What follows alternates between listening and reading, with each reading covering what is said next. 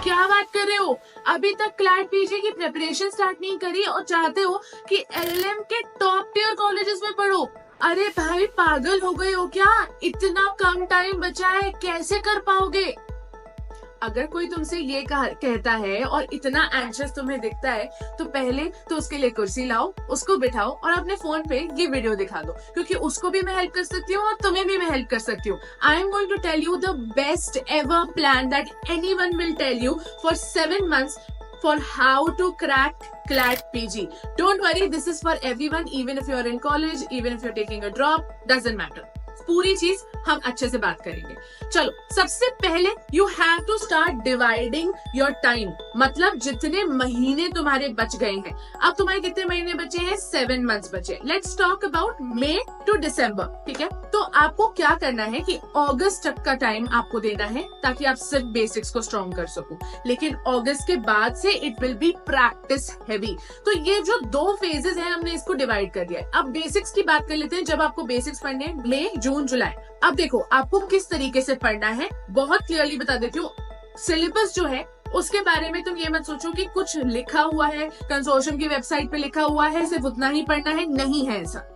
अगर आप किसी भी कॉलेज में हो, आप इंडिया के सारे कॉलेजेस ले लो, उन सब का 5 year LLB या 3 year LLB के कोर्स में जो सब्जेक्ट्स पढ़ाए जाते हैं उसमें से कोई भी सब्जेक्ट आ सकता है। ये बात हम 2025 में चोट खा के सीख चुके हैं। अब हम आगे बढ़ते हैं एंड बहुत अच्छे से और डेप्थ में बात कर लेते हैं कि किस तरीके से स्ट्रैटेजाइज करना है बेसिक्स को। बेसिक्स को पढ़ने के लिए आपको 2 तरीकों में बांटना पड़ेगा अपने सब्जेक्ट्स को। पहला तरीका है इज द अननोन सब्जेक्ट्स। अगर अननोन सब्जेक्ट्स है कोई, जैसे आपने कुछ चीजें नहीं पढ़ी होंगी, जैसे ह्यूमन राइट्स नहीं पढ़ा होगा, हो सकता है protection of women and child नहीं पढ़ा होगा, या कुछ एक पर्टिकुलर सब्जेक्ट नहीं पढ़ा होगा, आई एम श्योर। और अगर तुम जानना चाहते हो, तुम्हें चेकलिस्ट चाहिए ऑफ ऑल द सब्जेक्ट्स, तो फिर इस QR को स्कैन कर लो, तुम्हें मिल जाएगी। अदर देन दैट, बहुत इंपॉर्टेंट चीज के बारे में बात कर लेते हैं। जब तुमने अननोन को अलग कर लिया एंड नोन को अलग कर लिया, तो सबसे पहली प्रायोरिटी क्या बची? Unknown topics. अब ये जो unknown subjects and unknown topics हैं, इनको पढ़ना सबसे इंपॉर्टेंट है। लेकिन अगर कोई इंसान ड्रॉप ले रहा है तो उसके लिए तो इजी है कि वो टाइम दे सकता है, कम से कम 3 से 4 घंटे अपने दिन के वो क्लैट पीजी की प्रिपरेशन के लिए दे सकता है। लेकिन क्या एक कॉलेज गोइंग स्टूडेंट इतना टाइम इन्वेस्ट कर सकता है? नहीं कर सकता, इम्पॉसिबल है। असाइनमेंट्स, मूड कोर्ट्स, पढ़ाई, end semester, girlfriends, boyfriends, friends, parties etcetera, बहुत सारी चीजें होती हैं और इन सबको साथ में मैनेज करने के लिए you have to give at least 2 hours of study every day. सिर्फ इतना ही मांग रही हूँ, वीकेंड पे भी ब्रेक नहीं लेना है। 2 hours of studies every day, मतलब एवरी डे, और उसमें तुमको कुछ बहुत डिफिकल्ट नहीं करना है। अब हम सिर्फ और सिर्फ ये समझेंगे कि आपको पढ़ाई कैसे करनी है। तो पहली बात है, टास्क्स बनाओ। तो टास्क क्या है? 3 टास्क है। फर्स्ट इज कि अननोन टॉपिक को पढ़ना है, सेकेंड इज कि नोन टॉपिक को रिवाइज करना है, एंड थर्ड इज कि थोड़े से क्वेश्चंस प्रैक्टिस करने हैं। It can be 5 question, 7 question, 10 question, according to you, जो तुम्हें सही लगे, ठीक है? तो ये 3 टास्क हमने डिवाइड कर लिए। अब इनको पोमोडोरो के हिसाब से डिवाइड करना है। पोमोडोरो कैसे वर्क करता है अभी समझ में आ जाएगा। सबसे पहले अननोन टॉपिक्स को हमने उठाया और उनको 1 घंटे बिना किसी डिस्ट्रैक्शन के पढ़ा। फ्रॉम व्हाट सोर्सेस तुम्हें नेक्स्ट वीडियो में मिल जाएंगे, इसलिए सब्सक्राइब कर लो। तो सबसे पहले आपने अननोन टॉपिक्स को पढ़ना चालू किया एंड उसको एकदम परफेक्टली पढ़ लिया, बिना फोन टच किए, बिना किसी से बात किए। एकदम अपने आप को आइसोलेट कर लो, नॉइस रिमूवल वाले हेडफोन्स पहन लो, डजंट मैटर, बस अपने आप को आइसोलेट करके पढ़ना चालू करो।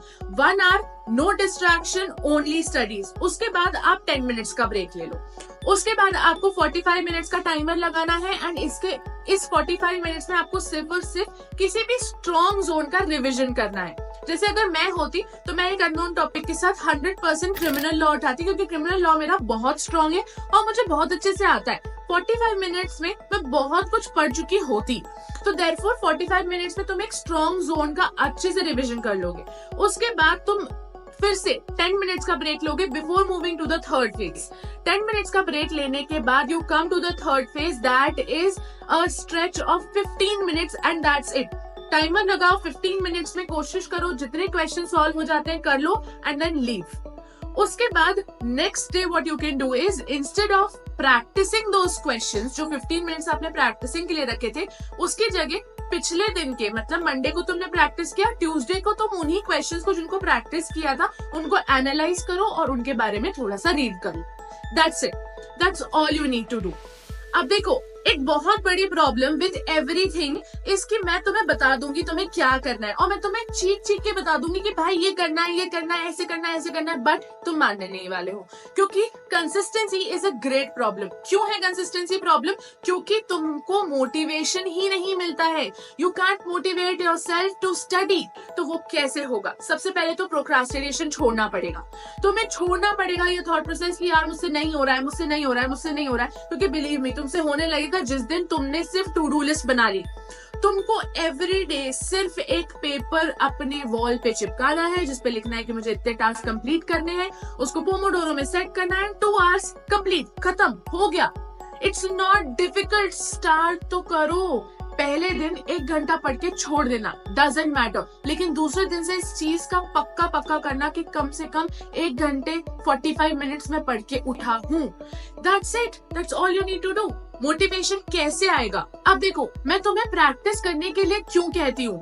जब तुम प्रैक्टिस करते हो तो तुम मोटिवेट होते हो। अब तुम बोलोगे नहीं, हम डीमोटिवेट हो जाते हैं क्योंकि हमारे मोस्ट आंसर्स गलत आते हैं, लेकिन तुमको इस बात पे अग्री करना पड़ेगा मेरे साथ कि क्यों तुम आज उन क्वेश्चंस को प्रैक्टिस करके फेल हो रहे हो ताकि तुम क्लैट पीजी वाले दिन पे फेल ना हो। अब बात कर लेते हैं कि आपको कितने मॉक्स लेने हैं टू क्रैक क्लैट पीजी।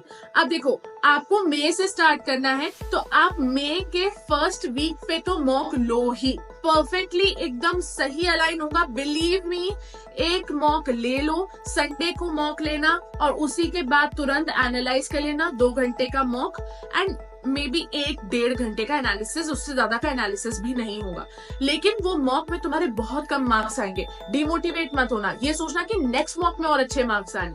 तो मई से लेके अगस्त तक, मतलब मई, जून, जुलाई, 3 महीने आपको सिर्फ और सिर्फ 15 दिन के बीच में एक मॉक लेना है। मतलब इसको बेटर कर लेते हैं, 2 वीक्स के बीच में एक मॉक लेना है। वीक 1 खत्म हो गया, सिर्फ बेसिक थोड़े क्वेश्चन सॉल्व किए हैं अभी तक। वीक 2 खत्म हुआ, वीक 2 के संडे को आपको मॉक लेना है। इस तरीके से आपको मई, जून, जुलाई करना है, ठीक है। फिर अगस्त में जाके you have to start taking 1 mock per week. अगस्त सितंबर आपका 1 मॉक पर वीक पे जाएगा। अक्टूबर, नवंबर, दिसंबर 3 मॉक्स पर वीक पे जाएगा, क्योंकि अगस्त से लेके नवंबर तक आपको सिर्फ और सिर्फ रिवीजन करना है, और वो भी फाइनल रिवीजन। अब मई, जून, जुलाई को समझ लेते हैं। मई में आपको अननोन टॉपिक्स को पूरा कंप्लीट कर लेना है, क्योंकि अननोन टॉपिक्स का नंबर बहुत ज्यादा नहीं होता है एंड ये मोस्टली जो अननोन टॉपिक्स होते हैं ये बहुत बड़े केसेस, ये बहुत बड़े नहीं होते हैं टॉपिक्स। इसमें आपको केस लॉस, जजमेंट्स वगैरह थोड़े बहुत पढ़ने होते हैं, लेकिन it will not take a lot of time. मई में आप पूरी तरीके से इसको कंप्लीट कर सकते हैं अगर आप 2 आवर्स ऑफ स्टडीज एवरीडे दे रहे हैं। एंड अगर आप ड्रॉपर है और अगर आप 3 to 4 आवर्स स्टडीज दे पा रहे हो तो आपका आराम से मई में बेसिक्स कंप्लीट हो जाएगा। Don't worry about it. मई के बाद आपको जून में अब स्टार्ट करना है, जब आपके सारे ही सब्जेक्ट्स नोन एंड अननोन की प्रॉब्लम से हट के सारे नोन हो गए हैं, तो अब आपको ये डिफाइन करना है कि कौन से में आप स्ट्रॉन्ग हैं एंड कौन से में आप वीक है। जिसमें आप वीक हो, अब आपको इन वीक सब्जेक्ट्स को पढ़ना चालू करना है एंड जून में थोड़ा सा उसमें स्ट्रेंथ प्राप्त कर लेनी है। एंड जुलाई में you have to do a full revision of every topic that you are strong at, क्योंकि स्ट्रॉन्ग में स्ट्रॉन्गेस्ट बनना है हमको। हो सके तो PSU क्लियर करना है हमको, ठीक है। तो लास्ट इज कि अगस्त टू दिसंबर के बीच में जो रिविजन चलेगा, ये ऑब्वियस सी बात है, स्ट्रॉन्ग सब्जेक्ट्स एक्सेट्रा को सबको साथ में करके चलना पड़ेगा। तो जो आपने मई में टॉपिक्स पढ़े थे वो आप अगस्त में रिवाइज करना चालू करेंगे एंड ऐसे ही चलेगा जैसे फर्स्ट फेज में चला था। ऐसा नहीं हो सकता कि आपने स्ट्रॉन्ग का रिविजन किया इन जुलाई एंड देन सितंबर में या अगस्त में आप फिर से वही चीज पढ़ रहे हो। नहीं करना है ऐसा, थोड़ा सा टाइम देना है, ठीक है। एंड आपको ये बातें समझ में आ गई होंगी, I am 100% sure, and I am 100% sure कि आपको ये वीडियो बहुत ज्यादा हेल्प करेगी। अगर आपको ऐसा लग रहा है कि कुछ भी छूट गया है तो एक बार फिर से वीडियो देख लो, चाहे स्पीड बढ़ा के देख लो एंड नोट्स ले लो। जो चीजें तुमको लग रहा है बहुत इंपॉर्टेंट है उसके नोट्स ले लो। And that's it, guys. I'll see you next time with a better video, with something that can help you more. Maybe I'll teach you something or something will happen. I don't know. But you have to subscribe to this channel for me. I'll see you next time. Bye.